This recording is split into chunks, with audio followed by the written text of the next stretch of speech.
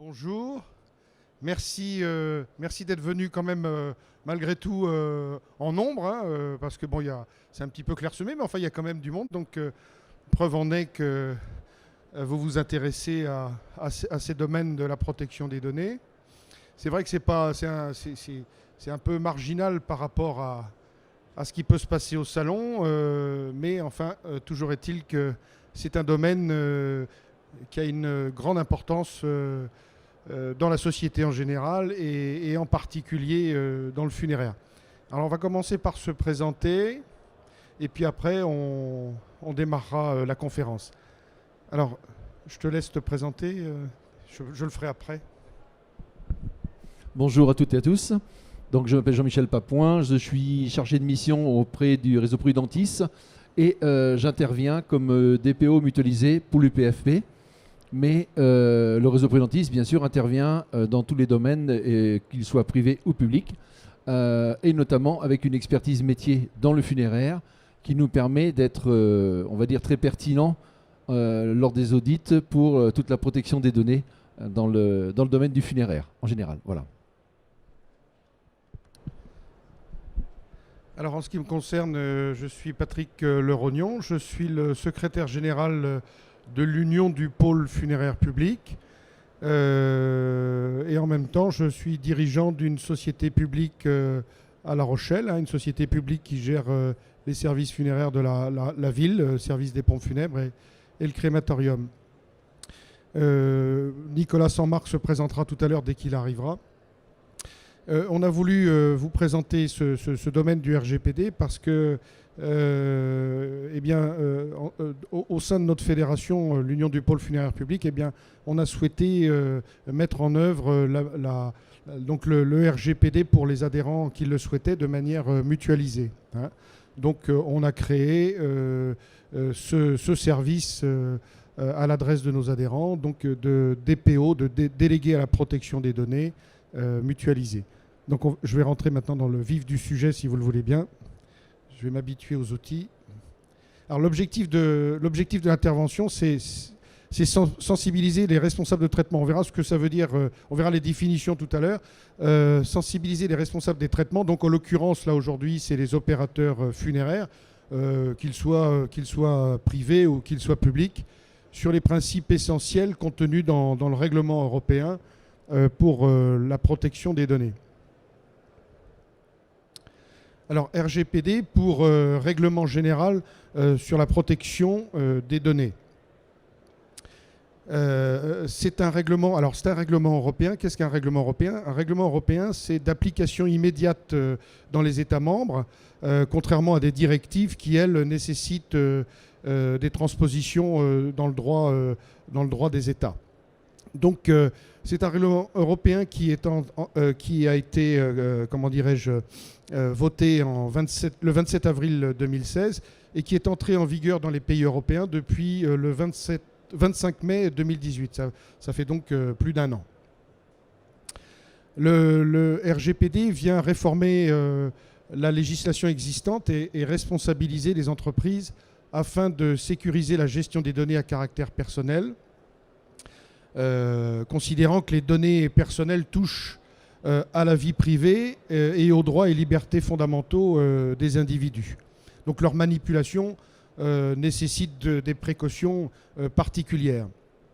Le RGPD aussi renforce les droits reconnus à chaque personne dont les données sont collectées et il responsabilise davantage les entités qui détiennent et exploitent des données à caractère personnel. Alors le RGPD, c'est pour qui? Eh bien, il s'appliquera à toutes les entreprises qui traitent des données personnelles des citoyens européens, que ces sociétés soient européennes ou non d'ailleurs. Une société basée à l'étranger mais qui traiterait des données de citoyens européens est tenue au respect de ces règlements. Il répond à trois objectifs. Le premier, c'est renforcer le droit des personnes, notamment par la création d'un droit à la portabilité des données personnelles et des dispositions propres aux personnes mineures. Il y a d'autres droits, on les verra tout à l'heure plus précisément.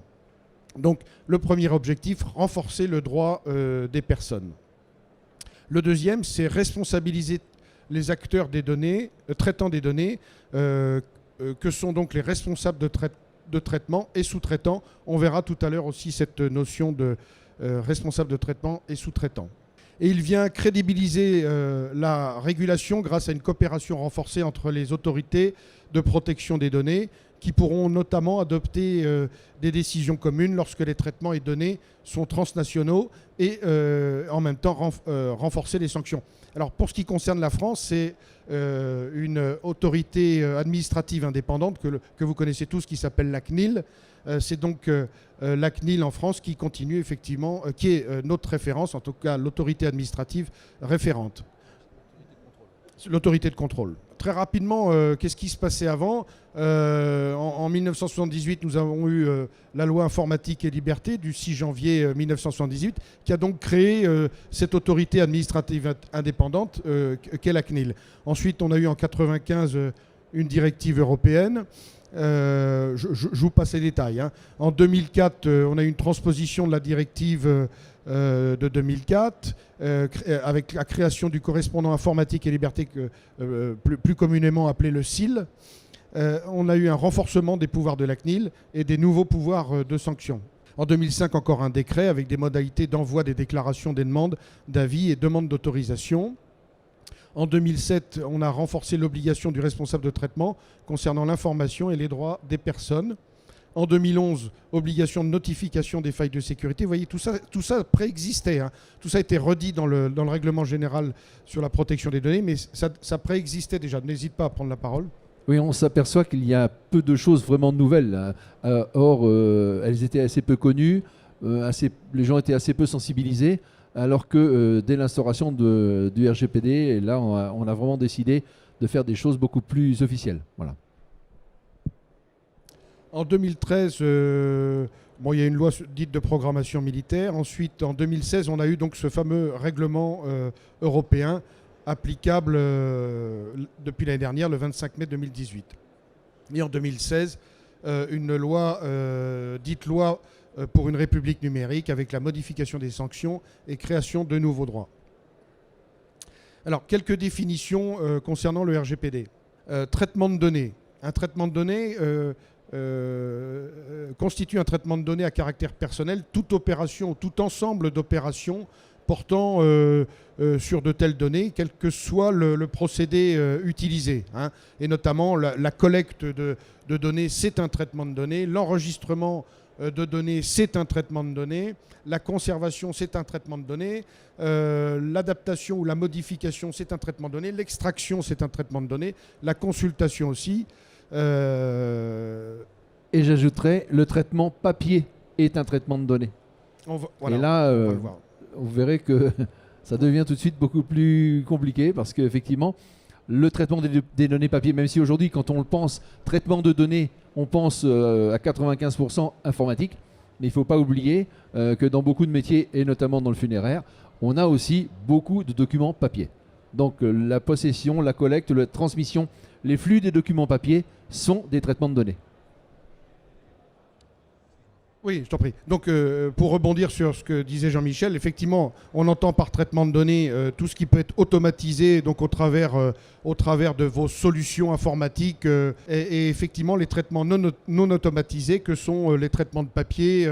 Les traitements de papier, alors si on l'applique au funéraire, hein, on va essayer d'être très précis, appliqué au funéraire, ça va être tous les documents que vous pouvez remplir et que vous adressez aux mairies, les documents que vous faites signer aux familles, les bons de commande, les devis, les factures, tout ça sont des traitements de papier.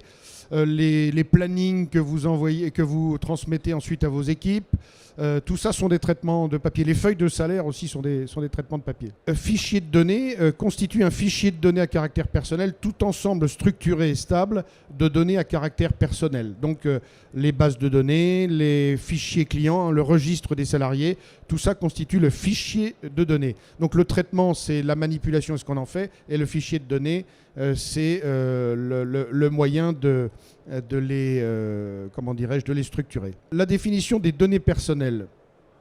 Une donnée personnelle constitue une donnée à caractère personnel, toute information relative à une personne physique identifiée ou qui peut être identifiée directement ou indirectement par référence à un numéro d'identification ou à des éléments qui lui sont propres. Ça peut être, c'est pas forcément le nom ni le prénom, ça peut être, si vous décrivez, je ne sais pas, sur un fichier, le collaborateur blond à moustache qui se trouve à côté du directeur, eh bien c'est une donnée personnelle. Hein. Ça n'est pas forcément que nominatif. Donc ça comprend les données personnelles, le nom et prénom, date de naissance, plaque d'immatriculation d'un véhicule, eh bien c'est aussi une donnée personnelle. Une empreinte digitale, c'est aussi une donnée personnelle. L'adresse postale, c'est une donnée personnelle.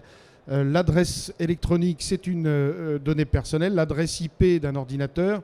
L'ADN, une photo aussi, c'est une donnée personnelle, un numéro de sécurité sociale, un numéro de téléphone, une habitude de consommation, le collègue qui tous les matins va chercher un croissant, ben voilà, on l'a identifié, on sait qui c'est une donnée personnelle, ou l'entourage familial, la collègue qui a deux fils et 4 filles, c'est aussi une donnée personnelle.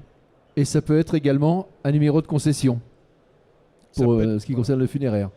On peut remonter à une donnée funéraire qui peut être une donnée cultuelle, par exemple. Donc, ça fait aussi partie des données personnelles qui peuvent permettre d'identifier quelqu'un de manière indirecte, là, cette fois. C'est ça. Donc, pour résumer, une donnée personnelle, quand elle concerne une personne physique, identifiée ou identifiable. Identifiée par son nom ou par autre chose, un numéro de sécu ou autre chose, ou identifiable par les éléments qu'on vous a donnés, avec notamment un faisceau d'indices qui permettrait d'identifier la personne. Ensuite, nous avons ce que l'on appelle... nous avons décrit les données personnelles courantes. Nous avons maintenant les données sensibles. Et ce sont des données qu'il est interdit de collecter.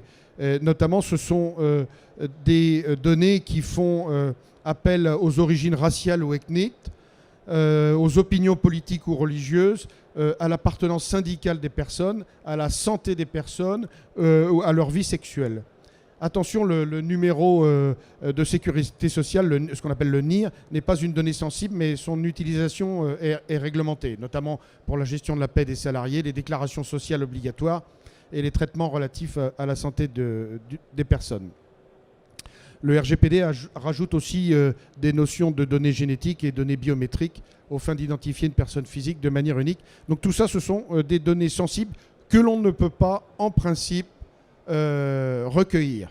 Vous aurez bien compris que dans l'aspect données religieuses, vous allez avoir à avoir connaissance souvent de données religieuses, puisque du fait d'être opérateur funéraire, on a forcément des informations cultuelles. Donc c'est là où il faut être très vigilant dans le traitement, dans la conservation et la collecte de ces données-là. Les exceptions, il y a des exceptions au principe d'interdiction, notamment, alors je passe très vite parce que ça ne nous concerne pas, mais les traitements pour lesquels la personne concernée a donné son consentement. Alors ça, si, c'est quand même important parce que effectivement, vous pourrez les collecter, ces données, si la personne vous a donné son consentement. Hein. Si elle vous autorise à recueillir ces données, bien évidemment, vous pouvez les recueillir. Hein. Et il y a aussi les traitements nécessaires à la sauvegarde de la vie humaine, les traitements de mise en œuvre par une association, les données à caractère personnel rendues publiques. Si la personne concernée rend elle-même publique ces données, bah, effectivement, dans ce cas-là, elles ne sont plus, en tout cas, plus sensibles. Quelques définitions encore. Le responsable de traitement, donc le responsable d'un traitement de données à caractère personnel, c'est la personne, l'autorité publique, le service ou l'organisme qui détermine ses finalités et ses moyens. Il décide de la mise en place d'un traitement, il définit la raison pour laquelle il lui est nécessaire de collecter les données, il détermine comment sera mis en place le traitement, il est établi en France ou a recours à des moyens de traitement sur le sol français. Alors le responsable de traitement, c'est l'entreprise. C'est l'entreprise qui collecte les données, ou c'est le service de l'entreprise ou la personne de l'entreprise qui collecte les données. Mais en général, l'entreprise, personne morale, est le responsable de traitement. Le sous-traitant, c'est toute personne traitant des données à caractère personnel pour le compte du responsable de traitement. Le sous-traitant est prestataire de services qui s'engage contractuellement à exécuter un travail que le responsable de traitement n'a pas le temps ou les moyens de faire. Alors, si on transpose ça dans le funéraire, le sous-traitant, ça va être ça va être éventuellement le marbrier à qui vous avez confié des données et à qui vous avez sous-traité une opération. Ça va être plus généralement pour les fonctions support, ça peut être le service de la paye s'il est externalisé, eh bien c'est un sous-traitant. Et ça peut être également pour les sous-traitants dans le cadre de votre logiciel de gestion, qui peut être externalisé. Et donc dans ce cas-là, le prestataire qui vous met à disposition votre outil informatique externalisé est un sous-traitant. Alors, le règlement européen sur la protection des données a renforcé la responsabilité du responsable du traitement et aussi le sous-traitant. Donc, les deux sont responsables. Et si le sous-traitant a commis une erreur, le responsable de traitement en supporte aussi la responsabilité. Donc, le responsable de traitement ne pourra pas s'exonérer de sa responsabilité si le sous-traitant n'a pas respecté les règles en matière de protection des données. D'où l'obligation, on en reparlera à la fin, mais d'où l'obligation effectivement d'avoir dans les contrats, dans la relation contractuelle entre le responsable de traitement et le sous-traitant, des dispositions relatives au RGPD, notamment aux obligations de protection et de sécuriser les données. Et on verra l'obligation de tenir un registre des traitements. Le destinataire des données, c'est toute personne habilitée à recevoir communication des données autre que la personne concernée. Le responsable de traitement, le sous-traitant et les personnes qui, en raison de leur fonction, sont chargés de traiter les données. Donc, par exemple, chez nous, dans le funéraire, le destinataire des données, ça va être le conseiller funéraire. Hein. Il a recueilli des données de la famille, eh bien, il est destinataire des données. Alors pourquoi toutes ces définitions? Parce qu'on verra à la fin, mais on passe d'un régime déclaratif où on déclarait ces fichiers à la CNIL à un régime où c'est l'entreprise qui assure elle-même, qui a elle-même la responsabilité, donc elle doit identifier l'exhaustivité des traitements qu'elle assure, dont elle a la responsabilité. Avant, on transmettait ça à la CNIL. Maintenant, la CNIL n'est plus récipiendaire de nos informations. C'est nous-mêmes qui devons les gérer et en assurer la sécurité et la protection. Donc vous verrez, je vous expliquerai à la fin que désormais les employés de la CNIL ne seront plus ne vont plus être attachés à rentrer vos fichiers, ou en tout cas vos déclarations, mais vont maintenant être dédiés au contrôle. Parce qu'ils ne vont pas disparaître. 185 contrôleurs recrutés cette année encore. Nicolas Sanmar, voilà, qui est donc... la caution juridique. Voilà, c'est la société L'Hexagone et qui a mis en place un logiciel, qui a mis en œuvre un logiciel qui s'appelle DPM, et en même temps, il est juriste de la protection des données. Voilà. Donc, d'où l'intérêt, effectivement, dans votre relation contractuelle entre le responsable de traitement que vous êtes et le sous-traitant, eh bien, d'avoir des clauses, d'abord un contrat et des clauses contractuelles en matière de RGPD. Donc, comme je vous le disais, ça peut être votre marbrier sous-traitant, ça peut être l'avocat qui traite le droit du travail dans votre société, ça peut être le service de la paix s'il est externalisé. Ce sont des sous-traitants. N'hésite pas à prendre la parole s'il m'arrive quelquefois de dire une bêtise. Définition personne concernée, eh bien, c'est la personne à laquelle se rapportent les données qui font l'objet du traitement. C'est-à-dire que la famille que vous allez avoir en face et qui va vous confier ces données, eh bien, elle s'appelle la personne concernée. Ensuite, nous avons les tiers autorisés, une administration ou autorité publique pour qui la loi permet de se faire communiquer sous certaines conditions et dans le cadre de leur mission particulière des informations personnelles. Alors, encore une fois, pourquoi toutes ces définitions? Parce que vous devrez identifier dans le fameux registre des traitements, on le verra à la fin, vous devrez identifier tous ces flux et toutes ces personnes. Hein, les personnes concernées, les sous-traitants, les destinataires et les tiers autorisés si vous en avez.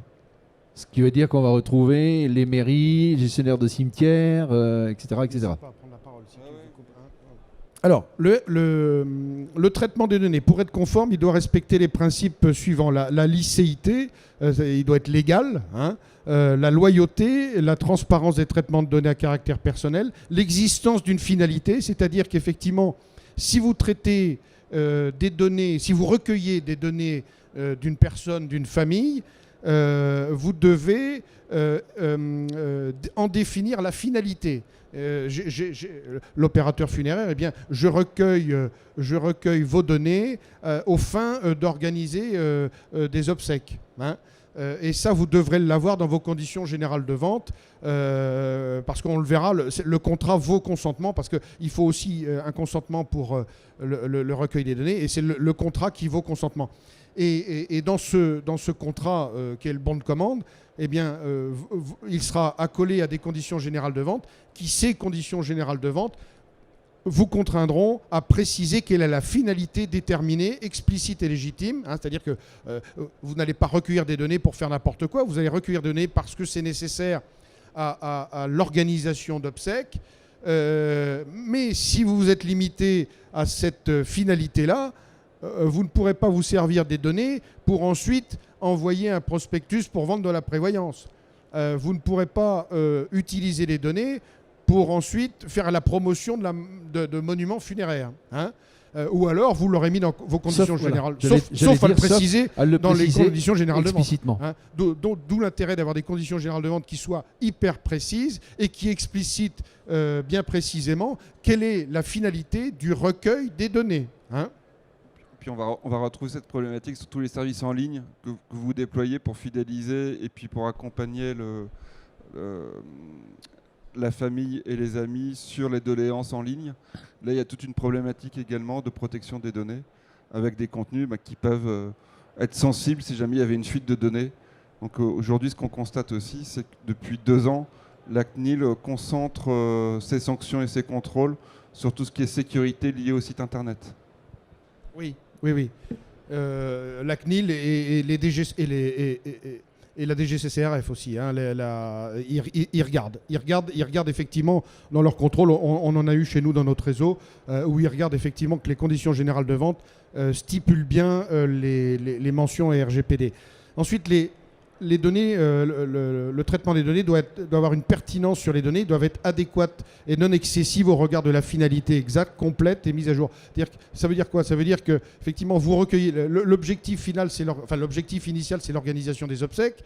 Alors certes, ces données, vous pourriez vous en servir éventuellement avec l'accord de la famille parce que c'est dans les CGV pour éventuellement faire la promotion de la prévoyance funéraire, mais vous ne pourriez pas à un moment donné vous en servir pour tout et n'importe quoi. Hein. Donc il faut rester quand même assez restreint dans la finalité et donc dans la pertinence des données de ce que vous en faites, quoi, du traitement, par la pertinence du traitement. Alors pour revenir sur la pertinence, c'est qu'effectivement, la phrase type que l'on utilise, alors dans le funéraire, mais dans bien d'autres métiers aujourd'hui, c'est « on ne collecte plus une donnée au cas où ». Oui. Ça Oui. n'existe plus. Oui, C'est-à-dire que toutes les données que vous collectez doivent avoir une utilité et une finalité. On ne prend pas l'adresse du beau-frère au cas où... Non, ça c'est terminé. C'est ça. Ça c'est très important. J'ai vu encore récemment chez des collègues une fiche où on prenait toutes les adresses mail et les adresses de la famille au cas où ils ne paieraient pas. On demanderait au reste de la famille de payer. Non, on prend les données des gens qu'on a en face de nous et qui acceptent qu'on prenne leurs données pour telle et telle finalité. On va pas prendre les mails de la famille sans l'accord de ces gens-là. Après, il y a les services contentieux pour ça. On ne va pas prendre l'adresse de tout le monde. Oui. La limitation de la conservation des données, là aussi, alors donc vous le verrez, mais dans le registre des traitements doit préciser le délai de conservation des données. Donc à un moment donné, ça doit être aussi, il va falloir se fixer des règles en matière de conservation des données. Bon, nous, c'est souvent 5 ans, hein, parce qu'on sait qu'on a des règles, notamment en matière des déclarations, les déclarations de transport, déclarations de soins, machin. On sait qu'on doit les garder 5 ans. Pour ceux qui sont délégataires d'un service public et notamment des crématoriums, c'est normalement en principe mis dans les contrats de délégation. Elles ont le caractère d'archives publiques, donc c'est une filière encore différente. Le traitement doit aussi respecter le droit des personnes et le traitement doit surtout être sécurisé. Alors, pour revenir sur les durées de conservation, le règlement est venu renforcer la réglementation en matière de protection, mais 90% des principes existent depuis plus de 40 ans. C'est la loi informatique et liberté de 78. Et sur les droits de conservation, on se rend compte que c'est grâce à ce renforcement de la réglementation, grâce au règlement, que enfin les responsables de traitement définissent les durées. Mais une fois qu'on les définit, après, il faut mettre en place les moyens pour garantir que vous n'avez pas conservé au-delà. Et donc, c'est à la fois de faire un bon choix de logiciel qui va permettre de supprimer les données. Et puis, après, il reste toujours du papier, donc c'est aussi s'organiser. Et en fait, on se rend compte que la démarche de mise en conformité par rapport à ces obligations, vous allez de facto avoir une démarche qualité. C'est-à-dire que vous allez collecter moins de données, donc perdre moins de temps dans vos process de constitution d'un dossier. Vous allez conserver moins de papier et moins de gigaoctets, et donc vous allez faire de la place. Donc gagner de la place, c'est des loyers, soit en interne pour des collaborateurs que vous recrutez, il n'y a plus de place, et bien vous faites de la place dans les archives. Alors on ne va peut-être pas mettre dans les archives, parce que souvent c'est au sous-sol. Mais quand vous externalisez votre coût d'archivage papier, et puis également l'hébergement de vos données chez des prestataires, voilà, c'est un coût que vous pouvez diminuer. Et donc vous allez aller dans un process vraiment qualité. Le règlement général de protection des données renforce le droit des personnes et des droits existants, pardon, et notamment le droit d'accès. Ça signifie que les individus peuvent avoir accès à leurs données. Ils devront obtenir gratuitement de la part de l'entreprise un document listant toutes les données personnelles détenues par l'entreprise sans lui. Vous voyez, vous pouvez avoir une famille qui vienne et qui vous dise j'exige d'avoir l'ensemble des traitements pour lesquels vous détenez mes données. Vous voyez le boulot. Le droit à l'oubli, alors je passe là-dessus, le droit à la portabilité des données. Ça peut éventuellement, ça c'est dans le cadre surtout de la prévoyance obsèque, effectivement vous détenez, vous avez des données d'un contractant en prévoyance obsèque, et bien si du jour au lendemain il choisit d'aller ailleurs, eh bien vous devez être en capacité de faire de la portabilité de les données, comme ça se fait d'ailleurs pour la téléphonie, je crois. Oui, ça se fait pour les banques, ça se fait voilà. pour énormément de tous les opérateurs d'énergie, etc. Tout ça, ça se fait maintenant. Donc vous devrez être en capacité de pouvoir transférer les données chez votre concurrent. Voilà. Ça fait toujours plaisir dans le funéraire.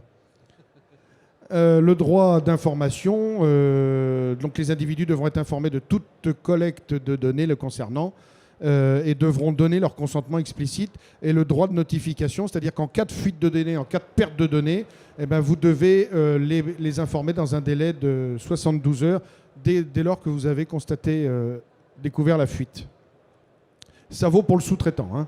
La notion de consentement. Le consentement est défini comme toute manifestation de volonté libre, spécifique et informée, par laquelle la personne concernée accepte que les données à caractère personnel la concernent et fassent l'objet d'un traitement. Donc, c'est pas compliqué. C'est votre bon de commande de prestation obsèques, de contrat de prévoyance, de marbrerie funéraire, le cas échéant. C'est votre bon de commande qui, en l'espèce, constitue le consentement avec, évidemment, vous aurez décrit dans vos conditions générales de vente la finalité des traitements et ce que vous en faites, et la durée de conservation et la possibilité pour la personne concernée de pouvoir avoir accès à ces données. Le consentement pour les sites internet, ça va être d'accepter il y a les cookies. Il y a les cookies. Vous devrez avoir un site internet effectivement qui soit le plus à jour possible, où les personnes devront accepter les fameux cookies. Et pardon Nicolas, mais je voulais rebondir aussi sur ce que disait Nicolas tout à l'heure, c'est que pour la gestion des sites internet, la case qui est cochée par défaut, ça n'existe plus. Voilà. C'est-à-dire qu'il faut systématiquement qu'il y ait une démarche active de la part de l'internaute. Donc ça peut être un détail, mais attention à ça, parce que effectivement les contrôles CNIL sur les sites internet ont été très vigilants à ce sujet-là.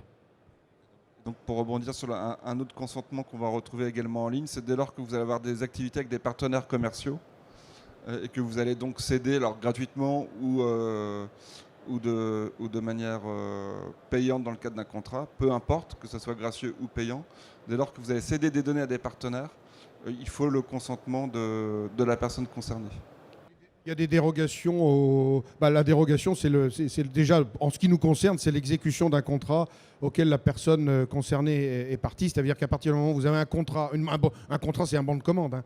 Un bon de commande d'obsèques, c'est un contrat au travers duquel vous prévoyez une organisation à tel tarif. Eh bien, la signature du contrat vaut consentement. Donc les implications funéraires du RGPD, comme on l'a dit depuis le début, forcément ça s'adresse aux entreprises funéraires qui devront s'y conformer, aussi bien les PME que les grands groupes. Quelle que soit la taille de l'entreprise, on est tous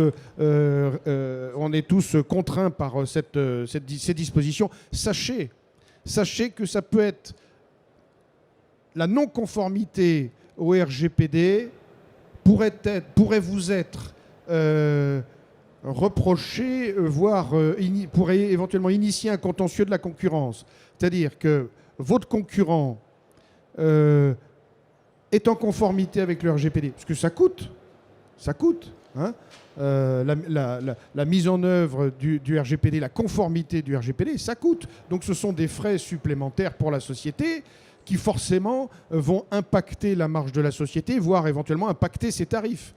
Donc le concurrent qui ne serait pas en conformité pourrait se voir mis en responsabilité par celui qui, lui, serait en conformité, et notamment par le biais des autorités, l'autorité de la concurrence. Donc, nul ne peut s'exonérer de ses obligations. Hein. Et pour l'instant, il n'y en a pas encore eu, mais ça pourrait arriver. Hein. Ça concerne quoi pour nous ? Nous, ça va concerner nos logiciels commerciaux. Alors, je ne vais pas les citer parce qu'ils sont là, puis je risque d'en oublier.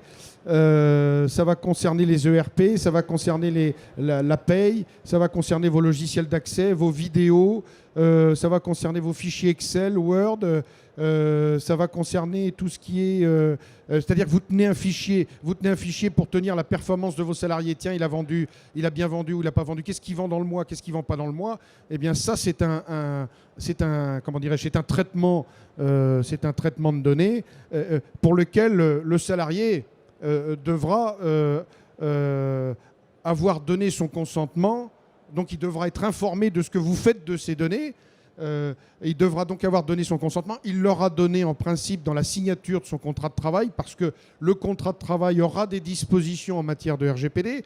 Alors pour les anciens salariés qui étaient là avant le RGPD, eh bien vous aurez rédigé un avenant au contrat de travail dans lequel vous aurez les dispositions relatives au RGPD. Donc il saura de manière très précise ce que vous faites de ces données. Donc si vous tenez un fichier Excel pour mesurer la performance de vos salariés, eh bien il devra savoir qu'il y a un traitement spécifique dédié à la mesure de sa performance. Alors là, pour un client, on a un salarié en Angleterre qui vient d'être licencié pour motif économique. Et ce salarié nous a demandé un droit d'accès. Et dans ce droit d'accès, il a demandé l'ensemble des messages électroniques, messagerie instantanée, WhatsApp compris, où son nom, prénom apparaît, son acronyme apparaît, ou le petit surnom que lui auraient donné ses camarades. Donc, quand on s'est limité à son nom, prénom dans la messagerie électronique, c'est un salarié qui n'est pas là depuis très longtemps, on est quand même monté à 6000 mails. Et quand on a réduit les correspondances entre son manager et le DRH, on est tombé à 700 mails. Donc, on est en train d'analyser 700 mails pour voir si on peut lui transmettre avec l'accord des deux destinataires. Parce qu'en fait, lorsqu'un salarié exerce un droit d'accès, en fait, sa demande généralement déborde le droit d'accès RGPD, informatique et liberté. Il veut se constituer des preuves pour le prud'homme, la zone de commentaires libres dans le fichier Excel où on dit que c'est vraiment un fainéant. Oui. Et donc, la conclusion de tout ça, c'est qu'aujourd'hui, depuis 1 an et demi, on se rend compte qu'il y a de plus en plus de demandes de droits d'accès qui viennent de l'intérieur d'un salarié qui est mécontent et qui sort de l'entreprise. Et donc, derrière, il y a déjà une première analyse de savoir qu'est-ce qu'on peut lui donner et pas lui donner. Parce qu'il ne faut jamais oublier que dans le droit d'accès, il faut respecter le droit des tiers. Et les tiers, ça va être les personnes qui ont correspondu ou qui vont apparaître sur un enregistrement vidéo. Merci. Donc vous avez aussi les traitements non automatisés. Donc je vous le rappelais tout à l'heure, les plannings pour l'organisation des obsèques, les plannings pour les marbriers, les déclarations en mairie. Tout ça, ce sont des traitements papier dans lesquels vous aurez identifié effectivement des données personnelles. Eh bien, ces traitements-là, il va falloir effectivement décider. Il ne faudra plus que ça traîne partout. Il ne faudra pas que n'importe qui puisse les voir. Il faudra donc sécuriser leur, comment dirais-je, leur archivage et décider en pertinence quel est le temps que vous devez garder, le délai pour lequel vous devez conserver ce document. Hein. Je ne sais pas, moi, un planning opérationnel, eh bien, il est peut-être nécessaire de le garder, je ne sais pas, peut-être 3 mois en cas de contestation du salarié, ou 3 ans, ou peut-être 3 ans, parce que les salariés peuvent revenir sur une période de 3 ans en arrière par rapport à un contentieux prud'homal. Donc, vous voyez, c'est tout ça qu'il va bien falloir hiérarchiser, orchestrer, organiser, à la fois les traitements informatiques pour lesquels, alors je ne sais pas si les logiciels aujourd'hui le prévoient, mais à un moment donné, il va falloir que vous soyez en capacité de dire, voilà, à partir au-delà de 5 ans, puisque j'ai considéré que je devais conserver les données pendant 5 ans, au-delà de 5 ans, le logiciel me permet de supprimer les données ou les anonymiser. Les anonymiser, au moins au minimum, ouais. Et donc, nos fournisseurs de logiciels devront avoir des solutions informatiques qui devront prévoir ce dispositif soit d'anonymisation, soit de destruction. On a eu l'exemple avec les dossiers papier de convoi, oui, qui étaient uniquement, on va dire, dédiés au jour des obsèques avec le convoi, et les informations qu'elles contiennent n'ont pas vocation à être conservées très longtemps, puisque de toute façon, les informations contractuelles sont déjà, elles, dans le fichier de gestion, etc. Donc, il avait été déterminé en fait, que ces informations-là ne soient pas nécessairement conservées très longtemps. On avait dit 3 mois pour éviter, pour pallier à toute contestation par rapport au déroulement des obsèques, mais généralement, 3 mois après, si c'est réglé, voilà. Alors, pour continuer dans les implications funéraires, on verra ce que c'est que le DPO ou DPD. Les entreprises funéraires devront de toute façon avoir un DPO, un délégué à la protection des données, soit en interne. Alors pour les petites entreprises, ça va être difficile d'avoir un DPO en interne, ou externalisé. Hein. Ça va être difficile, pourquoi ? Parce que d'abord, alors vous pourriez éventuellement avoir un salarié qui se soit spécialisé là-dedans, mais il faudra que ce soit ni le comptable, ni les RH, ni le DSI, ni la DSI, ni la direction générale. Hein. Parce que sinon il y aurait conflit d'intérêts. Hein, donc il y a des fonctions pour lesquelles on ne peut pas être délégué à la protection des données parce qu'on est en conflit d'intérêts. Il y a les conflits d'intérêts et puis les liens de subordination aussi. Et les liens de subordination, voilà. Donc ça va concerner toutes nos activités, le service des pompes funèbres, la prévoyance obsèques, la marbrerie, la gestion des crématoriums, la gestion du personnel, la gestion des droits d'accès des locaux, si vous avez une chambre funéraire par exemple, et nos sites internet. À tout moment, un client qui le souhaite pourra demander à l'entreprise d'effacer les données dont elle dispose sur lui, sauf si effectivement ces données, on doit les garder un certain temps.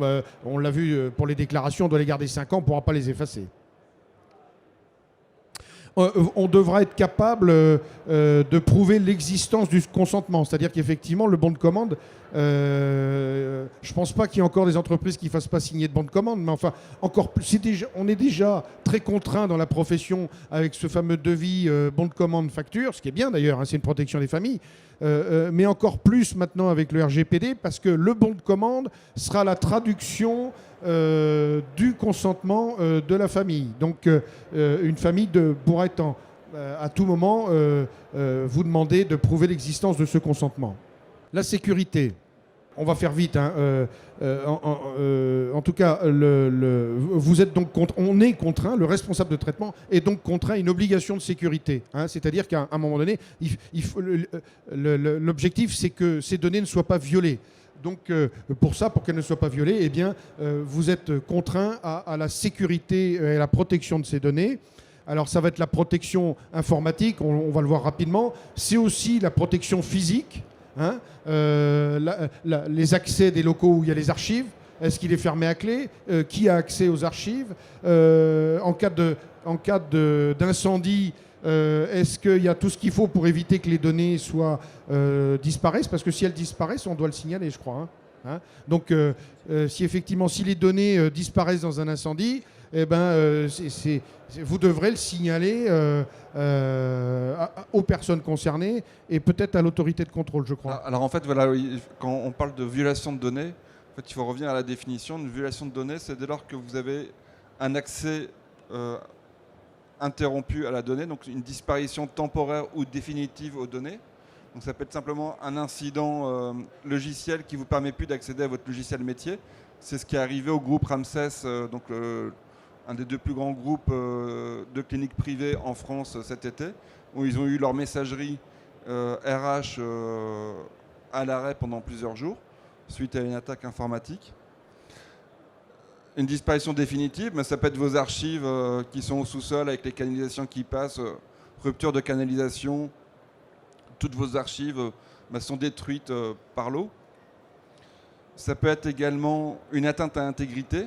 Donc vous avez eu un virus et la fiabilité de vos données n'est plus garantie, donc vous ne savez plus exploiter le traitement pour lequel elles sont traitées. Et les 2 derniers éléments, c'est un accès illégitime. Donc vous avez un problème de matrice d'habilitation et vous avez des salariés qui accèdent à des traitements pour lesquels ils ne sont pas habilités par rapport à leur fiche de poste. Ou des fuites de données, donc c'est votre système d'information n'est pas sécurisé par rapport à Internet, et puis vous avez Google qui va indexer vos sauvegardes, par exemple. C'est ce qui est arrivé récemment à un hôpital, où Google a indexé des scans d'ordonnance médicale. D'où, pour en finir avec la sécurité, d'où l'importance d'avoir des mesures de protection de la sécurité, notamment informatique, le chiffrement, déjà une politique d'habilitation des sessions informatiques, que n'importe qui n'ait pas accès à la session de son voisin. Pour les mails, pareil, avoir un mail pour les salariés, pour chaque salarié qui est susceptible de recevoir des messages, une traçabilité des accès. Mise en place de dispositifs d'alarme ou de vidéosurveillance. Il ne faut pas voir cette réglementation RGPD comme une contrainte, parce que vous, déjà dans votre métier, dans l'activité, on fait déjà attention à beaucoup de choses. Il ne faut pas le voir comme une contrainte, il faut vraiment le voir comme un moyen d'améliorer le fonctionnement et de remettre un peu à plat toutes les données qui peuvent circuler, de voir un peu qui a accès à quoi, parce que ça c'est très important. En matière d'information, je vais passer assez vite parce que vous ne le retiendrez pas, mais juste vous sensibiliser là-dessus. Donc en matière d'information, et c'est notamment l'information en cas de perte de données ou de violation des données. Donc le sous-traitant vers le responsable de traitement, dans les meilleurs délais, il doit prévenir le responsable de traitement. Ça concerne les violations de données à caractère personnel. Le responsable de traitement, du coup, vers l'autorité de contrôle dans les 72 heures. C'est toute violation susceptible d'engendrer un risque pour les droits et libertés des personnes. Et ensuite, le responsable du traitement doit aussi prévenir les personnes concernées. Donc si vous avez fait l'objet d'une attaque informatique, donc d'une violation des données, voilà le circuit pour lequel vous serez contraint de vous plier. Alors comment se préparer au RGPD ? Il faut d'abord cartographier les données personnelles que vous avez dans votre entreprise et notamment faire un état des lieux des données personnelles à disposition, l'origine, le mode de collecte et de leur utilisation, identifier où sont stockées vos données, qui a accès et s'il y a d'éventuels risques pour l'intégrité des données, déterminer les données que vous avez besoin de conserver, lesquelles sont réellement légitimes et pertinentes. Vous devez mettre en place les mesures de sécurité appropriées. Vous devez mettre à jour votre dispositif de collecte, c'est-à-dire qu'effectivement, mettre à jour le dispositif de collecte, c'est vérifier que vous avez bien le consentement explicite de vos clients ou des utilisateurs. Alors, il y a aussi les clients, et on l'a vu tout à l'heure, les salariés, et les fournisseurs. Oui, les fournisseurs sont aussi des personnes concernées, c'est-à-dire qu'effectivement, dans votre registre de traitement, si vous avez identifié un fournisseur, si vous avez identifié nominativement le représentant du fournisseur, donc si vous avez un nom, ça fait partie c'est un traitement de données. Donc vous devrez l'identifier dans votre registre des traitements. Donc vous devrez, ce qui va être obligatoire pour vous, pour nous tous, c'est donc ce fameux registre des traitements. Ce registre des traitements, eh bien c'est, tu veux l'expliquer, le registre des traitements? Oui, alors, le registre des traitements, c'est vraiment la grande évolution du règlement. Avant le règlement, on devait faire des formalités auprès de la CNIL. C'était un formulaire administratif qu'on envoyait, puis on pensait qu'on était conforme. Le registre remplace en fait ce régime de déclaration. Et donc, alors il n'y a pas de forme de support en tout cas prédéfini. Ça peut être du papier, un fichier Excel ou un logiciel qui a été conçu pour cela.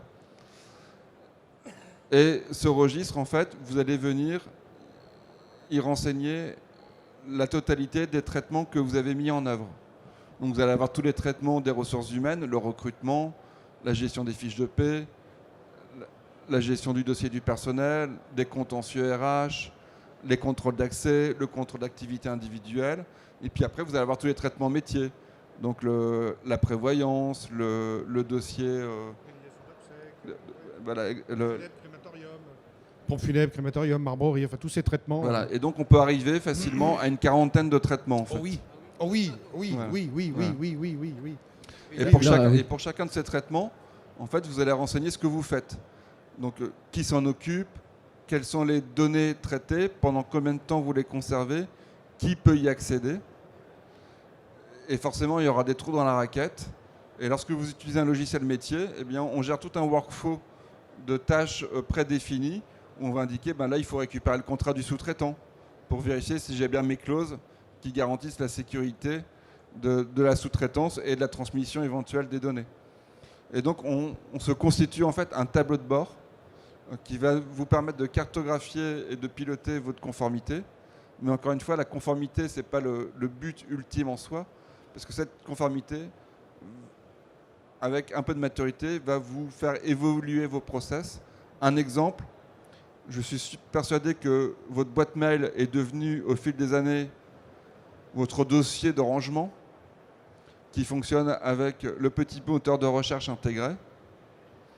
Eh bien, avec le règlement, vous allez être très rapidement convaincu qu'au lieu d'utiliser votre messagerie comme boîte de stockage des fichiers joints, eh bien, vous avez une alternative qui sont les plateformes sécurisées de partage de dossiers qui vous permettent que vos dossiers soient tout le temps rangés, de vous assurer que vous avez toujours la bonne dernière version avec un tout petit peu d'hygiène de sémantique.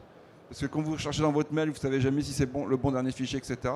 Et rien qu'avec ce petit exemple, le règlement vous amène à avoir des bonnes pratiques dans tous vos métiers. Quand on lit le règlement, donc on pense que c'est obligatoire, le registre de traitement est obligatoire pour les PME de plus de 250 salariés. Il n'y a pas que ça. Hein. Et inférieur si, notamment, vous voyez en rouge, traitement régulier non occasionnel. Ça veut dire qu'à partir du moment où tous les jours, vous avez des familles, ou tous les 2 jours, vous avez des familles, à partir du moment où vous traitez régulièrement des données et que vous collectez régulièrement des données, ne serait-ce que déjà d'avoir des salariés, eh bien, vous êtes dans l'obligation d'avoir un registre des traitements. Hein. Donc il ne faut pas s'arrêter à la première ligne qui est c'est obligatoire pour les PME de plus de 250 salariés. Non, la profession funéraire, ça c'est clair, on est contraint à avoir ce registre des traitements. Alors je compléterai en disant si vous n'avez pas de registre, vous êtes incapable de savoir ce que vous faites et donc d'être en conformité. Donc forcément, le premier des travails, c'est de constituer son registre, puisque c'est le matériau du DPO qui va lui permettre de savoir qu'est-ce que vous faites et de lancer les actions de remédiation. Ensuite, une autre obligation qui est le délégué à la protection des données. Là aussi, à partir du moment où on tient un registre, il faut donc un délégué à la protection des données. Hein. Alors, si vous n'identifiez pas une personne en charge de constituer, maintenir, etc., forcément, c'est comme un audit de sécurité. Il sera valable au jour de la photographie. Mais la conformité, ce n'est pas le jour de la photographie. C'est encore une fois un processus qualité. Ensuite, le DPO, en tant que tel, il est obligatoire dans plusieurs situations. Donc il est obligatoire pour tous les responsables de traitement qui sont de droit public. donc personne morale de droit public, par défaut, elle doit avoir un DPO. Et donc là, dans ce cas-là, le simple fait de ne pas l'avoir, c'est déjà un manquement. Et après, ensuite, pour les pompes funèbres de droit privé, puisque vous traitez des données sensibles, comme la religion, parfois vous allez également avoir des relevés de corps avec des affaires pénales. Et donc forcément, dès lors qu'on traite des traitements sensibles, c'est-à-dire des traitements qui présentent un risque élevé pour les droits et libertés des personnes s'il y a une violation de données, on a également l'obligation d'avoir un DPO. Alors, qui peut être DPO? Donc, il peut être exercé dans l'entreprise à partir du moment où on n'a pas de conflit d'intérêts, c'est-à-dire DRH, DSI et DG. C'est-à-dire qu'un DRH, un DSI, alors qu'on pourrait penser que c'est au contraire, c'est le DSI parce que il y a beaucoup de données, tout est informatisé. Non, parce qu'il y a un risque de conflit d'intérêts. Ça ne doit pas être le DSI, ça ne doit pas être la DRH, parce que vous l'aurez compris aussi, et ça ne doit pas être le DG non plus, parce qu'on aurait un conflit d'intérêts. Donc ça peut être n'importe qui d'autre, soit un salarié qui a d'autres tâches, soit c'est un salarié qu'on recrute spécifiquement, mais dans ce cas-là, c'est surtout les entreprises quand même de taille conséquente, ou alors ça peut être externalisé et mutualisé au travers d'entreprises qui le font. Voilà.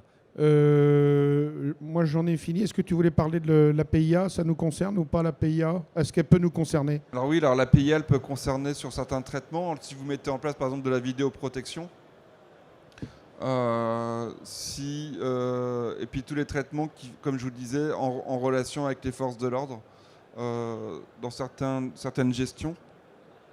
Et donc, le registre va vous permettre d'identifier si certains de vos traitements sont soumis ou pas à PIA. Et alors PIA, ça veut dire Privacy Impact Assessment. En bon français, c'est l'impact sur les droits et libertés, sur la vie privée. Liberté des personnes, qu'on résume à la vie privée. La CNIL a mis en place un logiciel que nous, on a intégré au registre qu'on a créé. Et dès lors qu'on a une série de 9 questions, dès lors qu'on répond oui à 2 questions, le logiciel vous dit il faut faire un PIA. Et dans ce cas-là, c'est une méthode qui peut être plus ou moins longue en fonction de l'ampleur du traitement, mais qui va nous permettre de ne rien oublier. Et en fait, le PIA, c'est d'analyser quelles sont les vulnérabilités possibles. Donc les vulnérabilités, c'est la réalisation d'une violation de données, perte, intégrité, accès illégitime. Et donc on va mesurer le niveau de vraisemblance de la réalisation de cette vulnérabilité. Et si elle se réalise en face, quel est l'impact pour les personnes concernées? C'est ça. Donc le client, le salarié, un visiteur. Et en fonction de cet impact, qui peut être matériel et moral, et c'est là où je vous dis que les condoléances en ligne, en fonction du contenu, en fonction des photos qui vont être mises, eh bien, vous pensez que c'est un traitement anodin, mais vous ne maîtrisez pas le contenu. Et donc, s'il y a une fuite de données, peut-être que l'impact moral et matériel peut être important. Alors, je prends souvent l'exemple de lorsque le site canadien de relations extra-conjugales s'est fait pirater et que les fiches des membres ont été mises sur la toile. En impact moral, vous avez eu des divorces. Alors même matériel, parce qu'un divorce, généralement, pour faute, ça coûte cher, pour celui qui était fautif. Et puis, l'impact summum, c'est qu'apparemment, suite à ces fuites de données, certaines personnes se sont suicidées. Donc, cette analyse est vraiment importante. Et elle va permettre de dire, on va diminuer certains types de données, on va renforcer la sécurité à tel niveau, on va peut-être conserver moins longtemps les données pour diminuer le risque dans le temps aussi. Et là, je pense par exemple à la vidéoprotection. Légalement, vous avez le droit à 30 jours. Mais est-ce que 30 jours d'enregistrement, est-ce vraiment nécessaire par rapport à votre finalité? Parce que dès lors donc si c'est pour la protection des biens et des personnes, vous allez vous en rendre compte assez rapidement, le jour même, ou 48, 72 heures plus tard, s'il y a un week-end avec un pont. Et donc là, vous allez réduire les enregistrements. Voilà quelques exemples en matière de PIA. Voilà, donc les sanctions en cas de non-conformité aux obligations du RGPD, Alors jusqu'à présent, on ne connaissait pas la CNIL parce que qui d'entre nous a vu la CNIL dans son entreprise?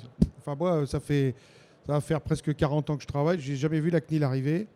Parce que d'abord, ils avaient autre chose à faire, hein. Ils recensaient les traitements déclarés et ils enregistraient. Maintenant, la CNIL, enfin, si je peux me permettre, ils vont avoir énormément de temps pour aller contrôler sur le terrain, hein. Alors, effectivement, comme il y a une dizaine d'années, lorsqu'on avait transposé la directive de 95, donc là c'est un règlement d'application directe, ces modifications au niveau européen ont toujours entraîné des modifications de l'organisation interne de la CNIL pour à chaque fois s'alléger de la charge administrative pour la mettre sur la pédagogie et le contrôle. Alors, les sanctions, c'est 4% du chiffre d'affaires annuel mondial si c'est une entreprise internationale, et ça peut aller jusqu'à 20 millions d'euros. Alors évidemment, les PME ne seront pas condamnées à 20 millions d'euros, mais ça peut aller jusqu'à 4% du chiffre d'affaires. C'est quand même pas mal, 4% du chiffre d'affaires, hein. C'est 4% du chiffre d'affaires, oui. Et du fait aussi qu'il y ait publication des sanctions, veut dire qu'on peut avoir un impact commercial également sur l'image de l'entreprise. Donc ça se mesure un peu difficilement, mais ça peut malgré tout, par rapport à des concurrents, comme tu disais tout à l'heure, avoir un impact important sur votre entreprise. Donc pour conclure, le funéraire est impacté par le RGPD, et vous aurez compris pourquoi, par la foultitude de données que l'on peut recueillir, par leur caractère quelquefois sensible, et donc le funéraire est donc contraint au respect du RGPD, notamment, je le rappelle, le registre des traitements, le délégué à la protection des données et le cas échéant, on peut presque le dire, l'APIA, l'étude d'impact sur la vie privée. Voilà. Est-ce que vous voulez rajouter quelque chose? Sinon, on va laisser la place aux questions. On va laisser la place aux questions. On laisse la place aux questions. Est-ce qu'il y a des questions? Je vais donner un micro.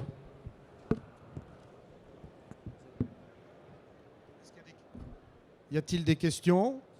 C'est bien clair pour tout le monde? Oui, moi j'ai une question. Bonjour. Je pense avoir la réponse, mais je voulais savoir qu'en est-il pour le cas de personnes mineures? Alors les données d'un mineur sont considérées comme des données sensibles. Voilà. Voilà, donc il y a un renforcement. Alors quand on collecte des données sur un mineur, il faut l'autorisation de l'autorité parentale. Donc il y a un mécanisme à prendre en compte. L'information doit être adaptée également aux mineurs. Donc vous devez redoubler de vigilance sur tous les principes qui viennent d'être évoqués en fait. D'accord, merci. D'autres questions? Ben écoutez, s'il y en a... Levez la main pour prendre la parole. Ah, pardon.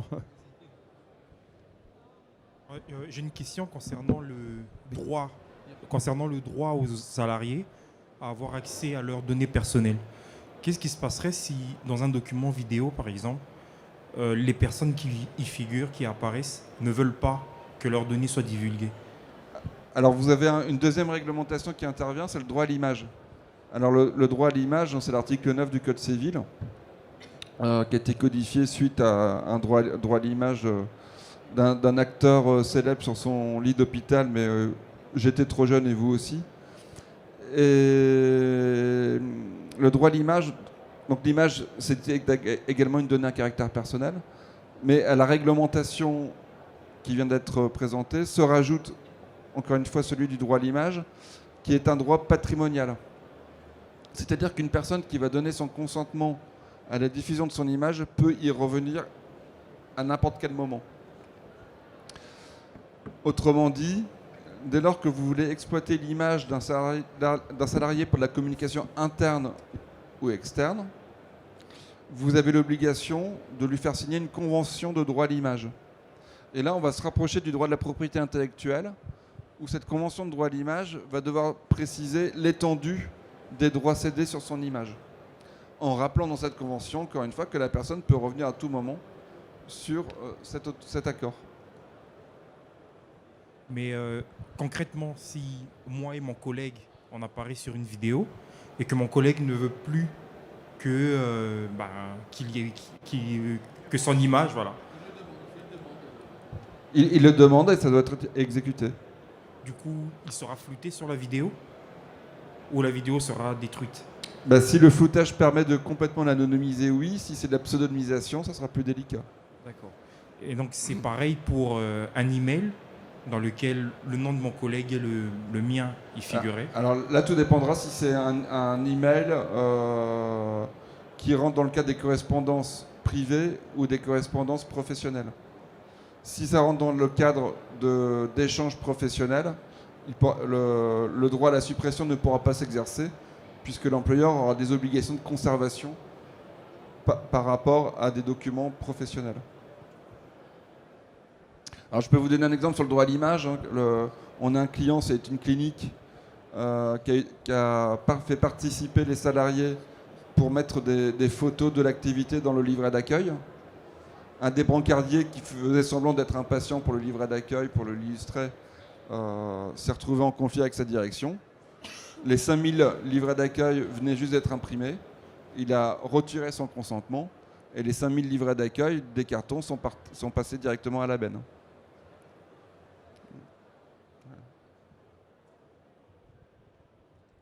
Bah, écoutez, est-ce qu'il y a d'autres questions? S'il n'y a plus d'autres questions... Oui, s'il n'y a pas d'autres questions, ben, merci de l'attention que vous avez portée à ce sujet qui n'est pas du tout sexy, mais en tout cas, c'est bien que vous y soyez intéressés. Si vous voulez plus d'informations, notamment sur les prestations qui pourraient vous être proposées, vous pouvez nous rejoindre les intervenants sur le stand. Alors, ce n'est pas l'UPFP vend rien. Mais comme les intervenants seront sur le stand de l'UPFP qui est le B12 ou B14, voilà, vous pouvez. Sinon, vous avez de la documentation sur les chaises. En tout cas, merci à tous et puis bon salon. Merci de votre attention.